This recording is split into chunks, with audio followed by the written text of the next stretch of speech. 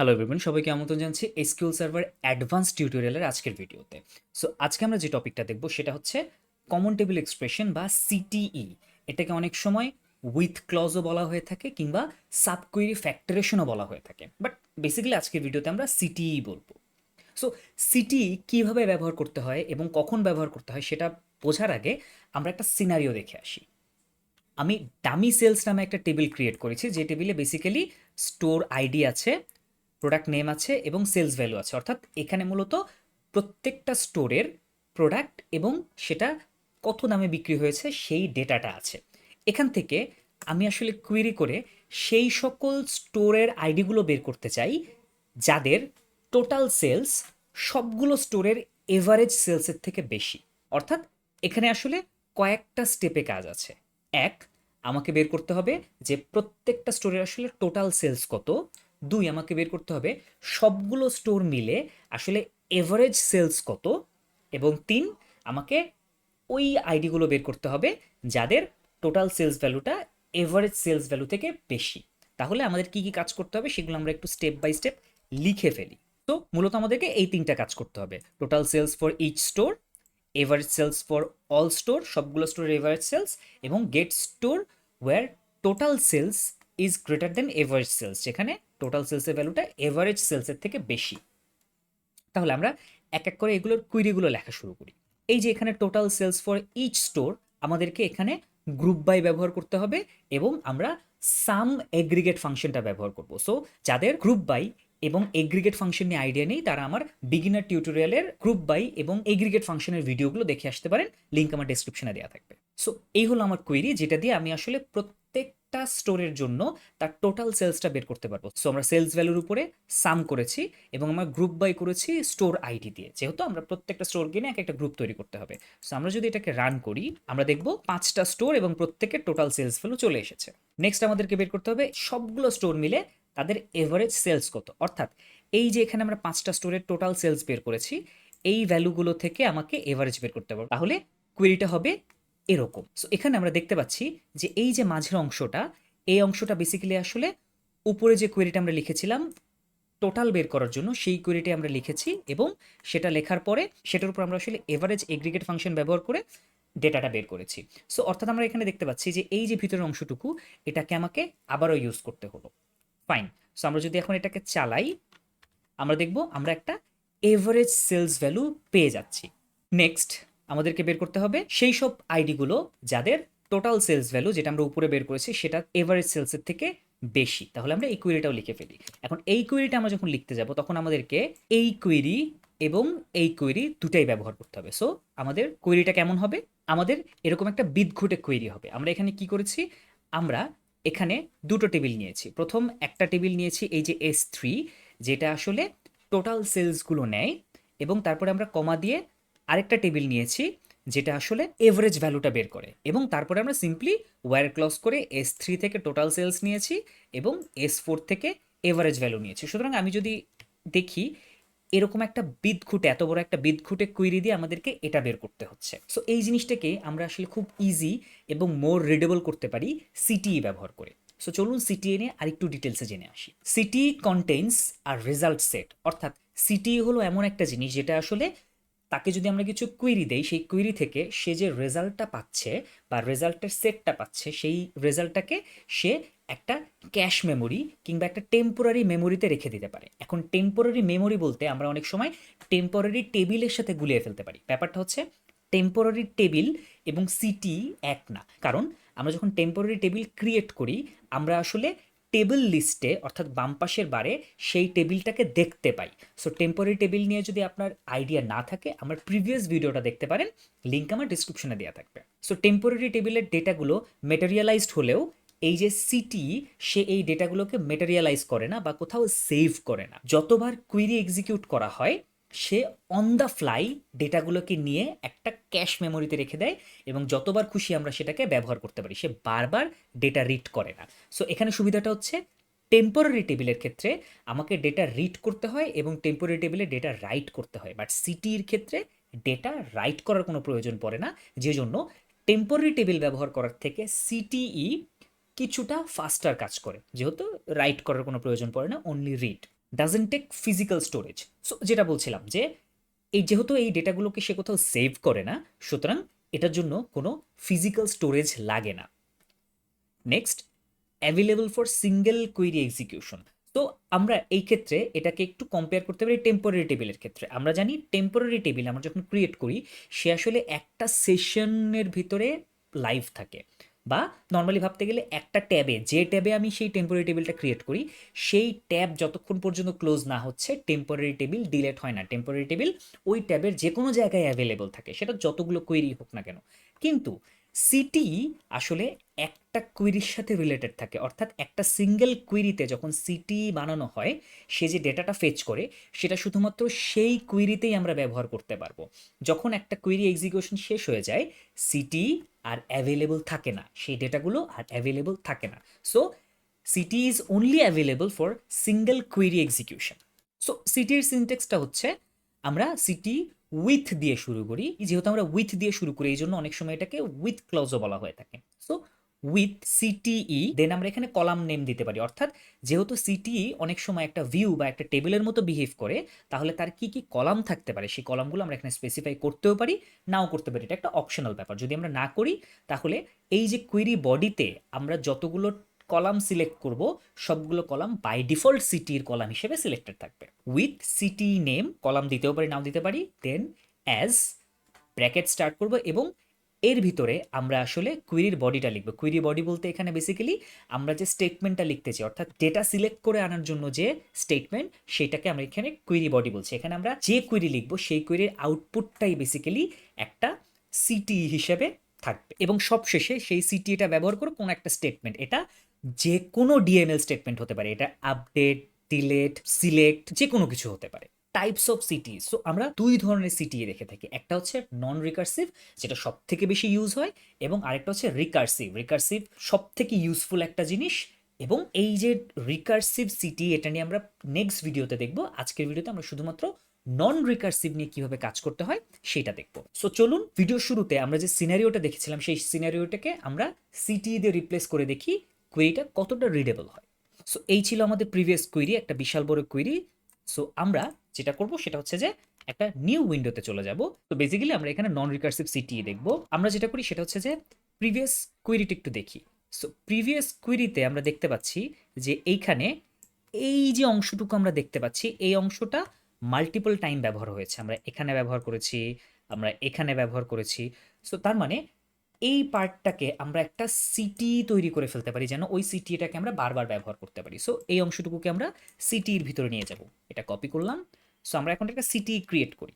So কিভাবে আমরা লিখব উইথ সিটি, এটার নাম দেই সেলস। সো বেসিক্যালি এখানে আমি উইথের আগে একটা সেমিকোলন দিয়েছি। এটা আসলে নর্মাল একটা কনভেনশন, এটার সাথে এরর হওয়া না হওয়া বা ভুল ঠিকের কোনো সম্পর্ক নেই। এটা বেসিক্যালি রিডেবিলিটি আরেকটু বাড়ায়, অর্থাৎ এর উপরে যদি আরও অন্য কোনো ক্লজ থাকে এই সেমিকোলন হলে আসলে সেটা প্রপারলি এন্ড হলো, এবং উইথ আসলে আরেকটা নতুন ক্লজ শুরু হচ্ছে এটা বুঝতে আমাদেরকে হেল্প করে এই সেমিকোলন। সো নেক্সট হচ্ছে আমি এখানে নামের শুরুতে সিটি দিয়েছি। এটা আসলে জাস্ট একটা কনভেনশন ফলো করার চেষ্টা। সিটি না দিয়ে আমি যে কোনো name A B C X Y Z যে কোনো কিছু দিতে পারি, it's just a name. So with city cells, আমি কোনো এক্সট্রা কলাম সিলেক্ট করব না, অ্যাজ। সো আমি এখানে একটু আগে যে কোয়েরিটা কপি করলাম সেটা বসালাম। সো বেসিক্যালি এটা দিয়েই আমার একটা সিটি তৈরি হয়ে গেল। এখন আমাকে যেটা করতে হবে সেটা হচ্ছে এটা এরর দিচ্ছে কেন, কারণ সে আসলে এই সিটিএটাকে ব্যবহার করেছে এমন একটা ডিএমএল অপারেশন বা ডিএমএল স্টেটমেন্ট এখানে যায়। সো তাহলে আমরা যেটা করলাম সেটা হচ্ছে যে এখান থেকে আমরা টোটাল সেলসটা পেয়ে যাবো, অর্থাৎ এই সিটি থেকে, সিটি সেলস থেকে, বা আমরা এটাকে আরও ভালো হবে যদি টোটাল সেলস নাম দেই, city total sales. So city total sales থেকে আমরা আসলে টোটাল সেলসটা পাবো, নাম থেকেই বোঝা যাচ্ছে। এখানে আমরা লিখবো select all from city total sales c. Fine. So আমরা যদি এটা এখন রান করি আমরা দেখতে পাচ্ছি যে এই যে সিটিটা এটা আসলে আমাকে এই ভিতরের কোয়েরির রেজাল্টটা রিটার্ন করছে। সো এখন আমাকে যেটা করতে হবে এখান থেকে শুধুমাত্র সেই আইডিগুলো বের করতে হবে যাদের টোটাল সেলস এভারেজ সেলসের থেকে বেশি। তাহলে আমাকে এখন এভারেজ সেলস বের করতে হবে। সো এভারেজ সেলস বের করার জন্য আমরা কি করব, এভারেজ সেলস আমরা খুব ইজিলি বের করতে পারি।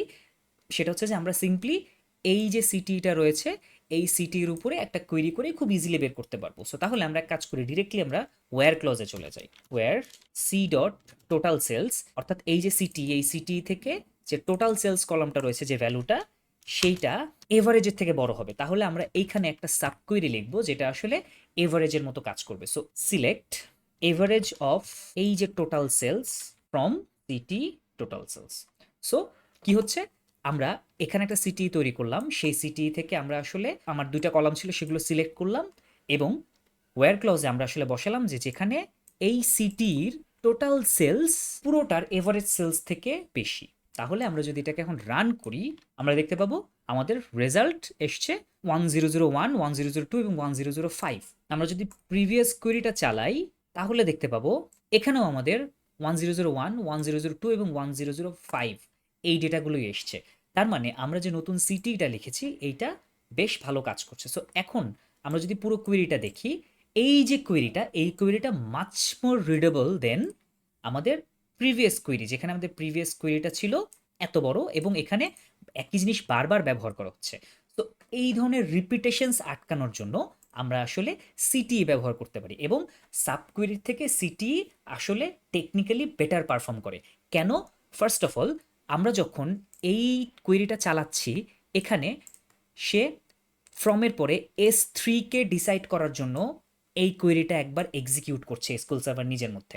পরবর্তীতে এখানে আবার S2 কে ডিসাইড করার জন্য সে আবার সেম কোয়েরিটাকে আবার এক্সিকিউট করছে এবং সেটার উপরে আবার এভারেজ চালাচ্ছে, চালিয়ে সে S4 টেবিলটা ডিসাইড করছে।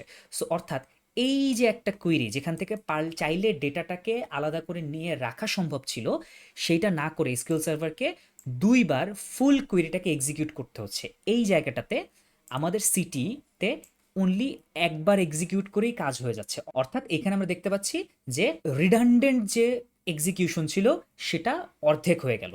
সো এইভাবে যখন কোনো একটা পার্ট বারবার ইউজ হতে থাকে, এসকিউএল সার্ভার সেটাকে বারবার এক্সিকিউট করতে থাকে, সেই কাজটাকে আমরা একবারে নামিয়ে আনতে পারি যদি আমরা সেই অংশটুকুকে সিটির ভিতর নিয়ে নিই। এখন আমরা যতবার সিটিটা ব্যবহার করব, সে এই যে অংশটুকু থেকে ডেটা নিয়ে চলে এসেছে, এই অংশটুকুকে সে ক্যাশ মেমোরিতে রেখে দিয়েছে, সেই মেমোরি থেকে সে ডেটাগুলো আমাকে পাস করে দেবে, বারবার তাকে এক্সিকিউট করতে হবে না। এই ছিল সিটির বেসিক এক্সাম্পল বা নন রিকার্সিভ সিটির একটা basic use case scenario. So question হচ্ছে যে এই যে কাজটা, এই কাজটা তো আমরা টেম্পোরারি টেবিল দিয়েও করতে পারতাম। অর্থাৎ এই অংশটুকুকে আমি তো চাইলে একটা টেম্পোরারি টেবিলে রেখে এই টেবিলটাকে আমরা এখানে ব্যবহার করতে পারতাম, এখানে ব্যবহার করতে পারতাম। দ্যাটস ট্রু, বাট একটু আগে আমি বলেছি যে আমি যদি সেই কাজটা করতাম তাহলে আমাকে ফার্স্ট অফ অল এই কুইরি দিয়ে ডেটা রিড করার জন্য যে কাজটুকু সেটা করতে হতো এবং ওই টেম্পোরারি টেবিলে রাইট করার জন্য আমাকে আরেকটা এক্সট্রা কাজ করতে হতো যেটা সিটির করতে হচ্ছে না। সুতরাং টেকনিক্যালি চিন্তা করলে টেম্পোরারি টেবিলের থেকে এই সিটি একটু ফাস্ট কাজ করার কথা। তবে একটা বিষয় হচ্ছে, এই সিটিকে চাইলেই আমরা কুইরির বাইরে, একটা কুইরি শেষ হওয়ার পর বাইরে গিয়ে ব্যবহার করতে পারবো না। যেমন আমি চাইলেই সিলেক্ট অল ফ্রম সিটি এইটাকে এই কুইরি শেষ হওয়ার পর এক্সিকিউট করতে পারবো না। আমি যদি এখানে এখন এটাকে রান করতে চাই তাহলে সে আমাকে এরর দেবে, ইনভ্যালিড অবজেক্ট নেম। আমি যদি পুরোটাকেও একসাথে রান করি, আমাকে দেখাচ্ছে সে যে invalid object name city total sales. অর্থাৎ একটা কুইরি এক্সিকিউট হয়ে যাওয়ার পরে সিটিটা আর লাইভ নেই। সুতরাং পরবর্তী আরেকটা কুইরিতে গিয়ে বা ইমিডিয়েট পরের কুইরিতে গিয়ে আমরা আসলে এই সিটিটাকে পাই না। সেদিক থেকে টেম্পোরারি টেবিল আমাদেরকে আবার অ্যাডভান্টেজ দেয়। আমরা টেম্পোরারি টেবিল হলে যতগুলো কুইরিতে খুশি ব্যবহার করতে পারতাম যতক্ষণ পর্যন্ত আমরা এই ট্যাবের ভিতরেই আছি। সো এই হচ্ছে মোটামুটি একটা কম্প্যারিজন যে টেম্পোরারি টেবিল এবং সিটি আসলে কখন ব্যবহার করতে হবে। টেম্পোরারি টেবিল এবং সিটির মধ্যে আরেকটা ডিফারেন্স হলো, আমরা যখন কোনো একটা ডেটাকে ফেচ করে এনে টেম্পোরারি টেবিলে রাখি এবং সেটার উপরে আমরা যদি কোনো আপডেট কোয়েরি চালাই বা ডিলেট চালাই, তাহলে অ্যাকচুয়াল টেবিলের ডেটার কোনো পরিবর্তন হয় না। ওই যে টেম্পোরারি টেবিলে রেখেছি সেখানে আসলে একটা কপি তৈরি হয়ে যায়, সেই কপি ডেটাটা নষ্ট হতে থাকে, সোর্স টেবিল ইনট্যাক্ট থাকে। বাট সিটিতে যখন আমরা আসলে ডেটাগুলোকে নিয়ে আসি বা সাবসেটটা নিয়ে আসি, আমরা যদি সেটার উপরে কোনো একটা ডিএমএল অপারেশন চালাই, যেমন আমরা যদি আপডেট চালাই বা কোনো রো যদি আমরা ডিলেট করি, তাহলে সেই ইম্প্যাক্টটা অ্যাকচুয়ালি সোর্স টেবিল বা অ্যাকচুয়াল টেবিলের উপরেও পড়ে। যেমন আমরা একটু ট্রাই করি, তো আমরা দেখব DML operations on city. So আমরা খুব ছোট একটা সিটি তৈরি করব উইথ সিটি প্রোডাক্টস। তো আমরা এটা বেসিক্যালি যেটা করব প্রোডাক্ট টেবিলের উপরে বানাবো। তো এখানে আমাদের সিম্পল কোয়েরি হবে select all from products where product ID greater than or equal 36। So আমরা যদি শুধুমাত্র এই অংশটুকু একটু চালাই তাহলে আমরা দেখতে পাবো যে এখানে 5টা ডেটা আছে এবং তাদের প্রত্যেকের প্রোডাক্ট নেম আছে, ব্র্যান্ড নেম আছে এবং অ্যাভেলেবল স্টক আছে। সো আমরা যেটা করবো সেটা হচ্ছে এটার উপরে, এই সিটির উপরে আপডেট কোয়েরি চালাবো এবং এই যে প্রাইস, যেটা আসলে এখন 100.19 আছে, এটাকে আমরা 500.19 করে দেবো। সো চলুন আমরা সিটিটা তৈরি করলাম।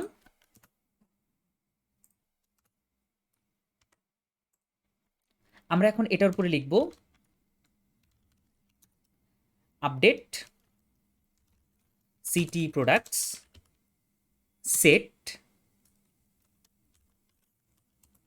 Price equals to 500.19। তো এখানে আমাকে কোনো ওয়্যার ক্লজ লিখতে হবে না। কেন? কারণ এই সিটিটার ভিতরে অলরেডি ওয়্যার ক্লজ লেখা আছে এবং এই সিটিটা শুধুমাত্র এই 5টা ডেটাকেই নিয়ে আসে। সো আমরা যদি এখন এটাকে এইটাকে চালাই তাহলে আমাকে দেখাচ্ছে যে 5 রো এফেক্টেড, আরও কিছু বাকিগুলো দেখাচ্ছে কারণ এটার উপরে ট্রিগার লেখা আছে। আমার ট্রিগারের ভিডিওর জন্য আমি এই টেবিলটা ব্যবহার করেছিলাম। সো ওখানে কিছু অডিট পড়ছে, ফাইন। সো এখন আমি তো আসলে আপডেটটা চালালাম এই সিটির উপরে। সো আমরা অ্যাকচুয়াল টেবিলের কী অবস্থা সেটা একটু দেখি। আমরা যদি এই কোয়েরিটা আবার চালাই, কপি করে নিয়ে আসি, নিচে রাখি। সো আমরা যদি এটাকে চালাই আমরা দেখতে পাবো আমাদের যে অ্যাকচুয়াল টেবিল সেখানেও আমাদের প্রাইসটা চেঞ্জ হয়ে গেছে। অর্থাৎ সিটি মূলত আসলে রেফারেন্স ক্যারি করে। সিটিতে যখন ডেটাগুলো থাকে সে আসলে অ্যাকচুয়াল টেবিলের সাথে রেফারেন্স ক্যারি করে। আমরা যারা অবজেক্ট ওরিয়েন্টেড প্রোগ্রামিংয়ের সাথে পরিচিত আছি তারা আসলে call by reference, call by value এটার সাথে পরিচিত। সো এটা আসলে একটা কল বাই রেফারেন্সের এক্সাম্পল। সো এই ছিল আজকের জন্য সিটিএ নিয়ে যত আলোচনা। আমরা নেক্সট এপিসোডে দেখব কিভাবে রিকার্সিভ সিটিএ দিয়ে অ্যামেজিং কিছু কাজ করা যায়। সে পর্যন্ত ভালো থাকবেন, ধন্যবাদ।